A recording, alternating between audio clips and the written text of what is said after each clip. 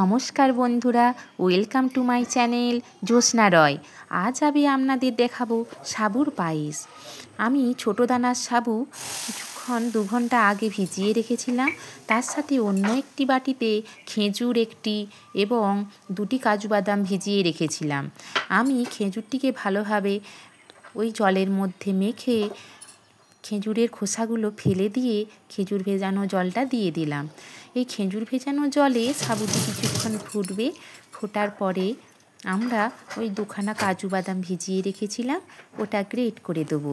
আমি আমার বাচ্চাকে 1 বছর হয়ে গেছে বলে গরুর দুধ ইউজ করি। আপনারা 6 মাস বয়সের উপরে বাচ্চাদেরকে ফর্মুলা মিল্ক দিয়ে এইভাবে সাবুর পায়েস করে খাওয়াতে পারেন। আমার বাচ্চা গরুর দুধ খেয়ে হজম করতে পারে বলে আমি গরুর দুধ দিলাম। এখন কাজু বাদাম গ্রেট করে নিলাম। আমার বাচ্চাকে সকালে আমন্ড এবং আখরোট ভেজানো খাবারের সাথে দিয়েছিলাম বলে এখন আমি কাজু বাদাম দিলাম। এইভাবে কিছুক্ষণ ফোটার পরে আমি একটু এলাচ দিয়ে দেবো, এলাচের গুঁড়ো, আর তারপরে নামানোর আগে একটু ঘি দিয়ে দেবো। এই সাবু বাচ্চাদের খাওয়ার পক্ষে ভীষণ উপকারী। এর মধ্যে আছে ভিটামিন এ, সি এবং ক্যালসিয়াম। এটি বাচ্চাদের ওয়েট গেইন করতে খুব সাহায্য করে। আমার বাচ্চা এই সাবুর পায়েস খেতে খুব পছন্দ করে।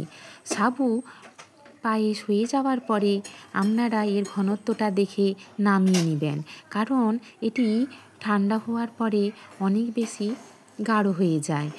আপনার বাচ্চা যেমন পছন্দ করবে বা খেতে পারবে সেইভাবে আপনারা নামিয়ে নেবেন। আর এই সাবুর পায়েস আপনাদেরকে কেমন লাগলো আমাকে অবশ্যই কমেন্টে জানাবেন, এবং বাচ্চাদের অন্য কোনো রেসিপি দেখতে চাইলে অবশ্যই কমেন্টে জানাবেন। এখন আমি ঘি দিয়ে দিলাম, এবারে নামিয়ে নেব। ঠান্ডা করার পর আমার বাচ্চাকে পরিবেশন করব।